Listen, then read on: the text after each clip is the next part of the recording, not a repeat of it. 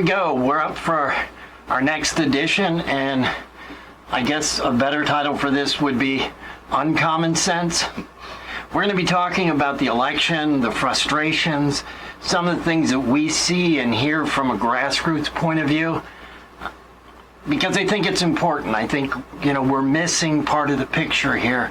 We're allowing this narrative to be controlled by the media about what's really going on. So, yeah, certainly people have been intimidated into keeping quiet, and I think even among our own folks, I guess for lack of a better term, some people are really getting scared into silence at the the tactics that the media is using, almost labeling anybody that even talks about this as like some sort of insurrectionist. We're not even allowed to have a free discussion anymore about some of the things we saw in the 2020 election, and I think that's extremely frightening, should be concerning to anybody, this crunch of free speech, this censorship, and the instant labeling of people as almost, dare I say, domestic terrorists if you even talk about the potential of fraud this past election. It's extremely frightening and concerning, and I think we need to get past that. I agree, and I think that, to your point, whenever there is a conflict, especially a conflict in ideology, there's always been this labeling of the enemy. Right. This where you want to sit down and you want to dehumanize that person. Exactly. By giving them a derogatory name. Right. I mean, we saw it in the world wars, we saw it in Vietnam. We still see it, we still hear it. But these are derogatory names just because people are asking questions. Right. And I think that's a dangerous place to be. Well, history shows how dangerous it is. And it's got there's two reasons for it. One is the dehumanization of people, and the second is to shut us up. And so clearly, if you want me shut up that bad, there's got to be a reason for it. Well, yeah, I have to agree with you. I look at this whole thing, and it's like, if we're not allowed to ask questions, if we're not allowed to, if I'm wrong, I'm wrong. Right. Show me I'm wrong. Yeah, but show me where I'm wrong. Don't just tell me I'm wrong. I feel they're coming for us right now. We're talking about elections. Yeah. I'm frustrated because I see this constant barrage, and it's hard for me to watch anything in the media anymore. And I'm not talking the mainstream media. I'm talking, the more conservative media outlets. It's very difficult for me to watch. I just get frustrated that, because it's even taking place there. It is taking place there. And in fact, even in, like you said, in mainstream media, a lot of people switched over to Newsmax from Fox. But now if you've watched Newsmax recently, they have literally a scripted disclaimer every time one of their guests even mentions any type of voter fraud or irregularities. I guess Dominion is maybe suing them, and that might be the reason. But the fact that they're controlling even those folks at Newsmax with their fear is just disturbing on a grand scale. We can't even turn on Newsmax and have this discussion anymore. And of course, what happened the 6th is being used politically, as we all see. People are even afraid to discuss that. That's a whole different video probably than today to discuss the events that took place there. But that is being used to silence folks, to scare them into shutting up and keeping quiet. And I think it's a huge mistake. We are at a very unique point in history here. And if we fail, we're going to have some dire consequences. Yeah. I do want to touch on what happened on the 6th. And I don't care where you stand. I don't care whether, you're okay with it, you're not okay with it. All these conversations that are taking place. The conversation that's not being promoted, that's not being put out there. And I think it's the conversation that we need to have, is that people are angry. That's exactly correct. And we need to know why. Right. What is happening that has made us this angry. Right. Whether you believe it was all Trump supporters who breached the Capitol, whether you believe it was other groups involved like Antifa, BLM, at the end of the day, it matters, but for the broader context, it doesn't. The fact is, people did it. And nobody's talking, everybody is quick to condemn, and everybody has this obligatory, and still to this day, is the condemnation of what happened. I get that, but we got to get past the condemnation and talk about how are people so upset that they could be talked into or pushed into or incited into doing what they did on the 6th. When we saw the riots all summer long, we saw in the media a lack of condemnation for those riots from BLM and Antifa. Actually, beyond lack of actually support. Literal support, and this discussion of, well, you need to understand why they're so upset. But now on the 6th, all of a sudden we don't need to understand why. Yeah, people might be angry enough to do such a thing as they did.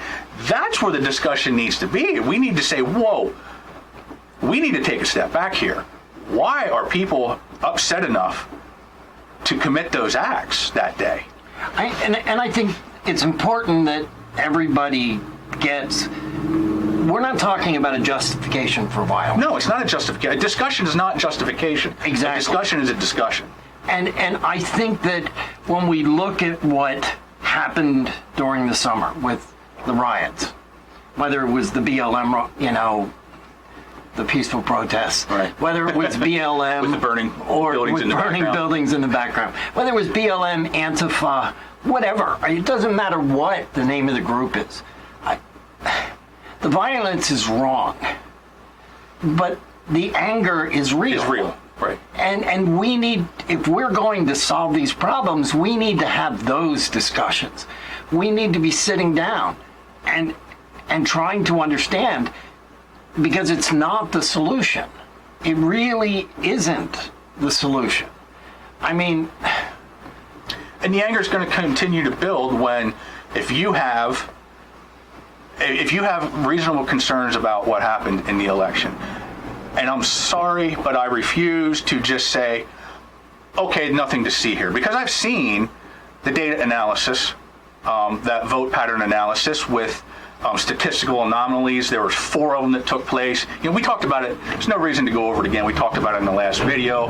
But, some of the other things that have come out since, unanswered questions is the point I'm getting to. There's a lot of unanswered questions. And no, I don't care what the talking point is. The courts have not all rejected these points. Most of those cases were rejected on lack of standing, things like that. So no, this evidence has not actually been heard in many cases.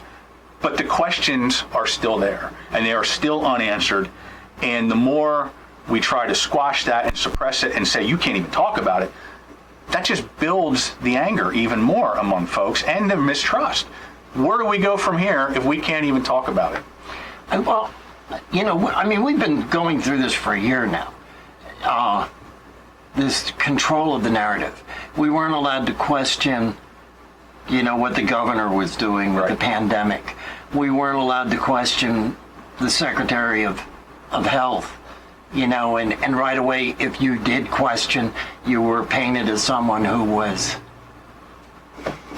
you were painted as somebody who was criticizing not the issue, the person. Right. And it wasn't the person. It was the issue. That's what was behind this. And we've constantly been shut down. We've constantly, we're being told what we have to do. We're being told, now as we're watching as this goes through the vaccinations, you may have very strong, I think reasonable reasons to perhaps not take this vaccine.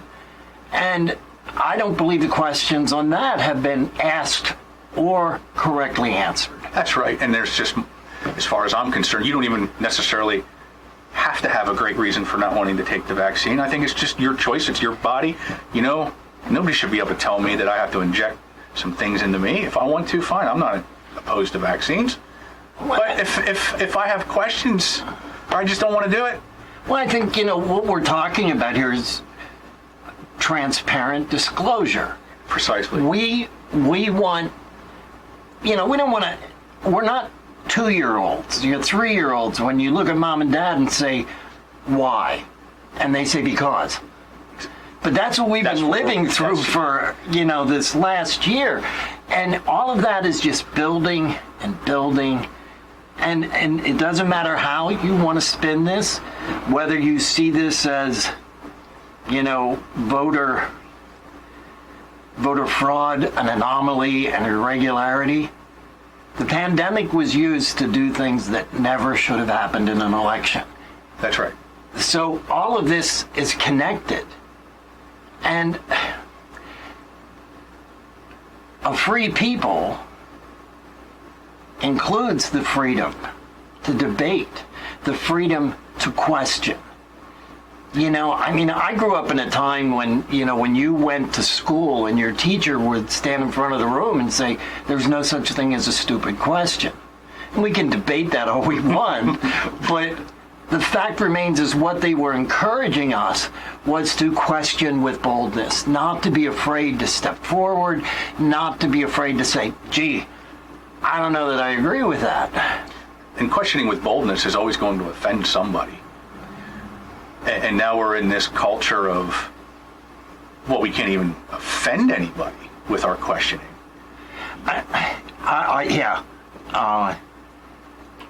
We've taken that whole political correctness. We've just taken it to all new levels. I think we should make it clear that whenever you add an adjective to a word, you change the meaning of that word. So political correctness is not really correct. Right. It's only correct within the realm of the political world. Exactly. And we're not talking about things that are right and wrong. And of course, we're all going to agree on some things, and some things we're going to disagree with other people about what is right and wrong. But isn't that really what diversity is? Sure. It's that as long as I'm not taking my beliefs and using that to infringe upon your rights, your beliefs, I'm not using it as an excuse for violence against you, another person. That's diversity. That's tolerance. I may not agree with you. I may not even want to be your friend. And you say, well, that's not tolerance. Well, no, I'm not interfering with your life. I'm still allowing you to live your life. Let me live mine. But in the process, again, we have to be able to ask these questions. And we deserve more than an answer of, trust the science. And then when you sit there and you say, but the science even questions this. Exactly. Well, that's not the science you're supposed to trust. But we're never told the science we're supposed to trust. Throughout this entire pandemic, and I know you have as well, I've read some of the most boring studies on masks that I've ever read, and I've read all kinds of things about viruses, how they operate, and herd immunity, and all these things, and it's like early on, you couldn't even say herd immunity. It's almost like it didn't even exist. Now, all of a sudden, we have to have, Fauci keeps moving the goalposts on how many people need to be vaccinated, from 60% to 70 up to 80% now to reach herd immunity. Well, this herd immunity concept is just one of the things some of us have been talking about for a year, but even that was squashed, Hydroxychloroquine, these other therapeutics, squashed. And now all of a sudden, quietly, now it's okay again, and we need to ask, we don't have time to even discuss the reasons hydroxy was squashed, and I don't believe it's just because Trump mentioned it. I believe that might be part of it, but there are other deeper, bigger, more frightening reasons, I believe. My opinion, can't prove it, but the point is, you've read things, I've read things, we've formed our own opinion, and it seems like that's not allowed anymore. And then somebody comes on TV, like, again, Dr. Fauci, who is somehow supposed to be some kind of god of government here, and everything he says must be true, even though he's changed his tune on so many things so many times. He never has to provide any reason. We're just supposed to accept that because he's Dr. Fauci, well, wearing a mask is going to protect you, or, this or that, or whatever it is he says, but he never gives me the study. He never references any of the science that he's talking about, so I can go and read it myself. And I've asked, not him directly, but many people that I've had discussions with over the past year and arguments on Facebook, just show me, just provide me a link to what you're saying so I can read the science behind your argument. Here's mine. I hope you read it. It's very boring, but I hope you read it. And this is where I'm basing my opinions. And so this is the best information I've found for myself. What have you got to provide me? And Jim, I haven't had a single person, and I've argued with dozens of people. Right. Not a single person would provide me a link to their science that they're reading to back up theirs. And I'm not saying I'm right. I'm just simply saying, to my knowledge, this is what I've formed my opinion around. But you get crucified for this. You're not even allowed to mention it. You get called selfish. You get called you only care about yourself, a conspiracy theorist, and on and on and on. And to bring it full circle, that adds again to this kind of anger. The 6th wasn't just about the election. That was certainly a huge part of it. But the anger that day, and I even think calling those people angry is even not right, because there's probably 500,000 people there or more, and how many actually committed violence and broke in? A fraction of a percent. So I'm not even trying to say that people that were all there were even angry enough to commit, because clearly they weren't.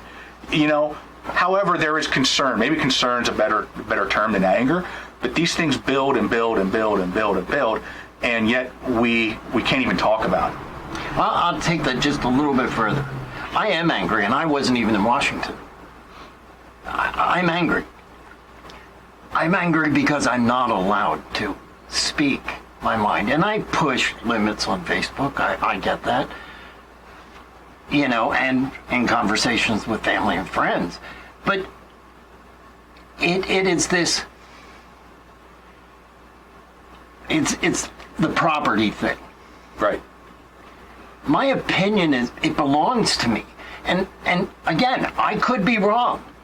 But I'm not going to know that I'm wrong if you just tell me to sit down and shut up. I'll know I'm wrong when you sit down and you explain to me why I'm wrong. I read. And partly in that reading, I'm reading to, clear up questions that I have, to try to get deeper into this. But I am angry. And I'm angry at all of this being shut down. I've never been to Facebook jail. I probably shouldn't say that. But I've never been to Facebook jail. I try to temper my language while I'm on Facebook. But I talk to a lot of people, and in those one-on-one conversations, I'm hearing something very, very different from what people are doing in public. And people are angry. They are, certainly. And part of that is fear. Part of that is fear of what could happen to me, and by proxy then my family. I mean, even if you're a 2-income house and suddenly somebody's removed. Right. From the cancel culture. From the cancel culture. These businesses, we're shutting down all these small businesses, and this anger isn't going to go away. Certainly not unifying. And I'm sorry, with our legislators, I'm not seeing them, even within the party, I'm not seeing them trying to understand why we're angry. No, they're still in the obligatory condemnation of everything mode, and that also builds to the frustration and anger. People don't want to, we get it. We got that. We've been hearing that for over a month now. Now let's talk about why people are upset. Let's talk about where we go from here. Let's talk about solving some of the election issues we have in Pennsylvania and the country, because I'm not going to say there are no election issues and fraud doesn't exist. It's always existed. It always has existed. If you want to look at the other side, just their lack of even wanting to purge the voter rolls of deceased folks should throw up a red flag for everybody. What the courts did to us with no signature verification should throw up a red flag to everybody. Does that mean that the election results would have been changed? I don't know, but they don't either. Well, and I'm not allowed to talk about it. I'm not allowed to say there's fraud. There's clearly fraud. Just not letting poll watchers into the building in Philadelphia is fraud. Right. Anything that is a violation of the election laws is fraud. So, in effect, when the Secretary of State violated the rules that were established through a legislative law where all laws are supposed to originate in the General Assembly, when the Secretary of State did that, that was election fraud. Sure, certainly. You know, maybe not in the term that we generally apply that, but anything that seeks to tamper with the election is a form of fraud. And I think that we need to broaden that scope. Yeah. We've raised a lot of questions. We have a lot of things to talk about as we go along. And we're going to keep raising questions. We're going to keep talking about those things. We're going to look at legislation. We're going to look at things that are moving. You know, some things that we may think is moving in the wrong direction, some things that are moving in the right direction. But we got to have these conversations. We've got to be able to open up, to ask, to look for that transparency that everybody says is so important in government. That has to apply all the way around. Because whether you want to admit this or not, the first three words of our Constitution are "We the people of the United States." It starts with us. And we either have to be engaged, we either have to say, you know what, I'm not going to sit down, I'm not going to shut up. I'm going to stand up to this. And I think that's where I would close as well. Is, you know, there's something called gaslighting, and I see that happening all the time now. You know, and gaslighting is, you know, trying to use lies and propaganda over and over and over again to make you question your own sanity. You know, if you've seen something, you firmly believe it, you want answers to it, like say things you saw in the election, things you might have read about COVID, whatever it may be, and the other side keeps telling you, no, you're wrong, you're wrong, you're wrong. They do it to make you question your own sanity, almost, your own beliefs. And you see the media doing that a lot, you see the other side doing that a lot, and I'm afraid it works. It works on a lot of people. And right now, with the discussion about election fraud, people are being gaslit into, well, you know, maybe everybody, every time you turn on the news, they're saying this was the most secure. They go even further. This was the most secure election ever. You know, they go totally the opposite direction, and people start to question, well, maybe I am crazy. Maybe all those things that I read are untrue. And I would just encourage folks not to let them get to you that way. Not to be afraid to discuss your thoughts, not to be afraid to say you think there was fraud if you believe that, because we need to discuss it. And do not be scared into silence, because that only leads to the erosion of not only the First Amendment, all kinds of other rights as well. And it doesn't bring us to a very good place. It's not going to advance anything. It's only going to cause more anger, more destruction, more harm, more possible conflict down the road. So speak up, folks. Don't be afraid to do it. Have the discussions. And I would especially would like to say that to our politicians. It's time to stop with the appeasing, with the obligatory condemnation of the sick. We all got it now. We have to move forward. And you really have to have the difficult discussion of why were people angry enough to have done those things that day, rather than just, well, it was wrong. We know that. We got it. It's time to move on. All right. Look, Thomas Jefferson said, and this may make some of my religious friends uncomfortable, question with boldness even the existence of God. And he wasn't saying that to be critical of religion. He was saying it so that we don't simply fall for the blind faith aspect of anything. That we should be willing to question with boldness everything. And in questioning, we're questioning to find answers. And that's what we're here to do. We're here to find answers. So we're going to wrap with that. We're going to try to keep these shorter as we go along, not like the last one. So, again, if you're watching, thanks for joining us, and catch us on the next go-round. Thank you. Later. Bye.